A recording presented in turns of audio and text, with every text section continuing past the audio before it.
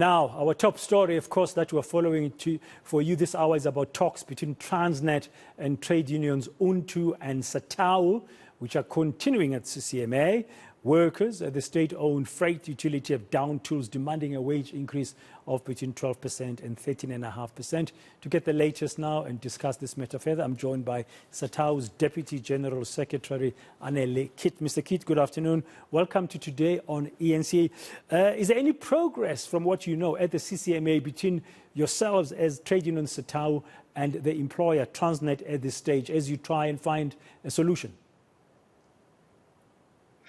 Good afternoon to you, Praden, and your listeners.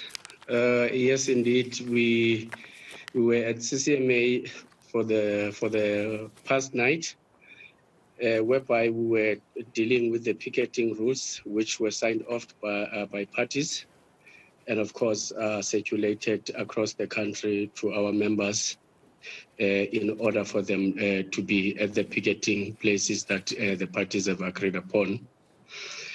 Unfortunately, Transnet presented a new offer on the table, which as Satawu have already rejected, whereby they are proposing 4.25% for employees who are at G and H grade, and also proposing 4.5% for those who are at H and I, and then 5% for L employees.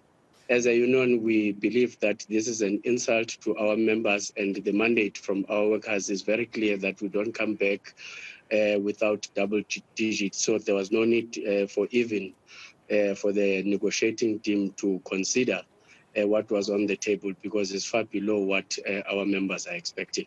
Are you realistic as Satawu? You know the state of the economy of the country.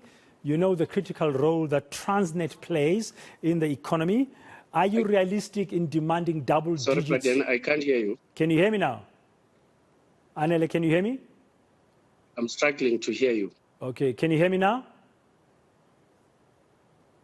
We seem to have a problem. Yes, I can hear you, but from far. You're hearing me from far. I'm hoping that my technical director this afternoon, Joe, will sort it out with the audio colleagues. Hopefully. I'm going to try again. My second question is, are you being realistic as a trade union in asking or demanding double-digit increases in your salaries under the current economic conditions? No, look, Braden, where we are seated, we've been making this point that our members are the ones who are working on the ground in Transnet, are the ones who are pushing targets, and are the ones who have met those targets. So there's no reason that the employer is not in a position to give them what they are looking for. We are on the ground, we know what is happening in Transnet, but what we are not going to agree on is to allow the employer to give workers an insulting wage increase, and then a month later they give each other a compensation for making sure that workers have accepted an insulting wage. Let me put it another way. Do you think Transnet can afford such high salary increases of between 12% and 13.5%? There's no doubt about that, Praden. Transnet has reached its targets, and therefore we believe that Transnet is viable and it's in a position to give workers the double digit.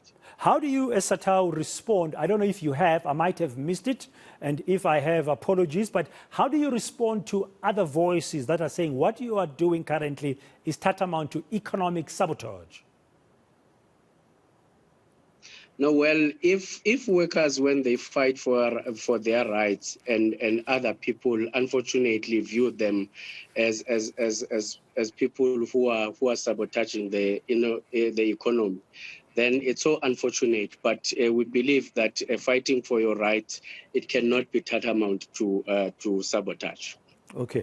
So what is next? There's no progress with the offer on the table that you've rejected outright, that 4.5% increase for different bands of workers, plus the 5% for another band. You say, no, this is an insult. So what is next for you as Satawu now? We will continue to strike up until the employer comes back to us with a reasonable offer.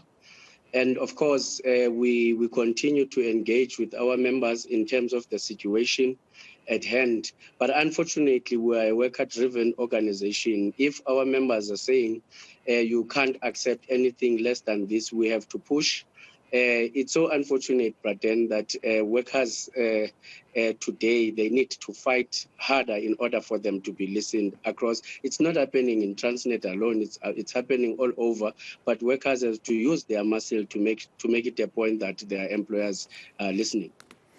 What would move the negotiations forward? You said double digit, so you are expecting nothing less than 10%. At this point in time, in terms of the mandate, we are mandated at 13% by workers.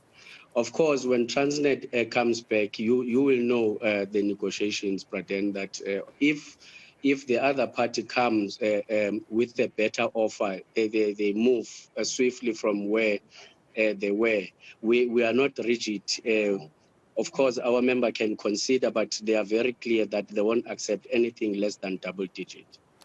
Are you not concerned, Mr. Kiet, that the longer your actions continue, your strike action continue as you fight for what you believe are legitimate rights for the workers, that on the impact of the strike will affect other industries? Remember, it's about import, export, it's about transport. So when there's no activity at Transnet ports, when everything is at a standstill, ships can't dock, and even if they do dock, they can't offload whatever goods they are bringing, or they can't they can't take whatever goods have to be exported. That jobs could be lost elsewhere in the economy as a result of your ongoing strike.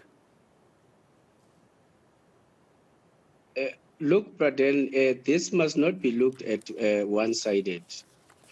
These negotiations didn't start today. They come a long way. These demands were on the table long time ago. So it can't be correct that at this point in time, when workers stuck to their guns in terms of their demands, they are seen as a potential of sabotaging other industries. We understand the effects that this action is going to cause the economy of the country. But what else can workers do? We are yielding to the call of the Congress of South African Trade Unions, which we are an affiliate to, that as unions that are affiliated into the federation, we must fight for decent salaries for our members. And if it means that we need to prolong the strike up until the employer listens to the call of workers in making sure that they earn decent salaries, we will do so, unfortunately. Okay, finally, as we conclude, Mr. Kiet, the conciliation talks at CCMA have collapsed. Is that the latest last night? You're not going back there at this stage. There are no more conciliation talks taking place as we speak at the CCMA between yourself, Satawu, and the other trade union, Untu, with the employer Transnet. No, at this point in time, the negotiations collapsed. We will continue with our strike action up until the employer comes back on the table. Maybe there will be something that they will bring on the table, but we're also looking for the intervention of the President of the Republic and the Minister of Public Enterprise. We are hopeful that something better will come up out of this strike. Thank you very much for your time this hour here on Today. That's Mr. Anele Kiet. He's, of course, the Deputy General Secretary of Trade Union Satawu, one of the unions involved in the Transnet strike. Well, you've heard him. The conciliation talks at CCMA have collapsed. They are no longer there. They are not talking to Transnet because they have outrightly rejected the latest offer of between 4.5% to 5% salary increase. They are mandated by their members to ask for 13.5%, nothing more, nothing less. But they are hoping for intervention by the President of the Republic and the Minister of Public Enterprises in this matter. And hopefully Transnet, they hope, can bring a better offer on the table.